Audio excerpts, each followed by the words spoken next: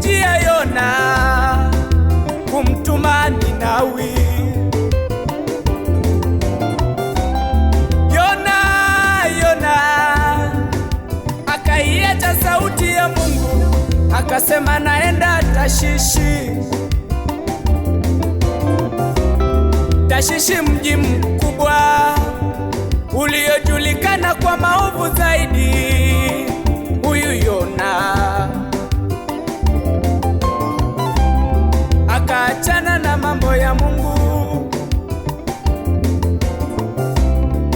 akajituma Tashishi. Alipanda merikebuni. Huyu Yona akaachana na sauti ya Mungu. Alipokuwa kwenye merekebu, huyu Yona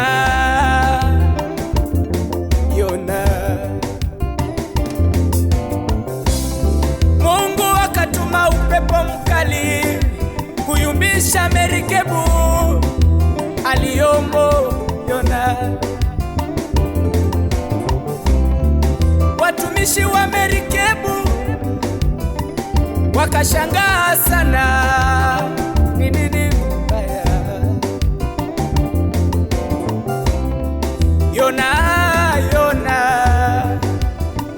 huyu Yona alikuwa usingizini. Wakatoa mizigo mizito zaidi, wakatupa ndani ya maji. Mambo ikakataa, bado yakawa makubwa. Huyu Yona ndiyo mtumishi mmoja akamuendea Yona, akamuuliza, ndugu yangu, wewe ni nani? Tunaomba usaidizi, utusaidie, tuombe kwa Mungu wako. Kweli Yona atakusikia. Yona katafakari. Aliitwa na Mungu kuenda Ninawi,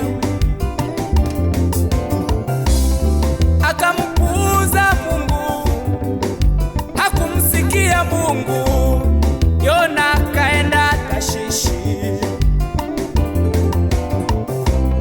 Nimekuja nikueleze wewe mama au ndugu yangu,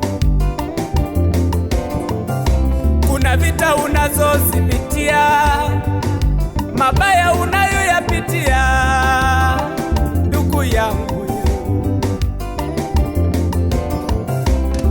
Umeitwa na Mungu kuhubiri, labda ni kuimba, lakini wewe hauimbi.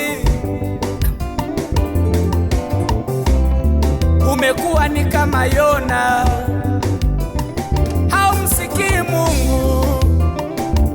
Ndugu yangu,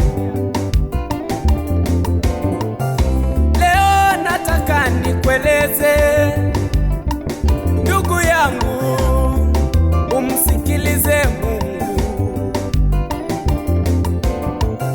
kwa yale maovu unayoyaona. Mama yangu, haujamsikia Mungu, labda amekuita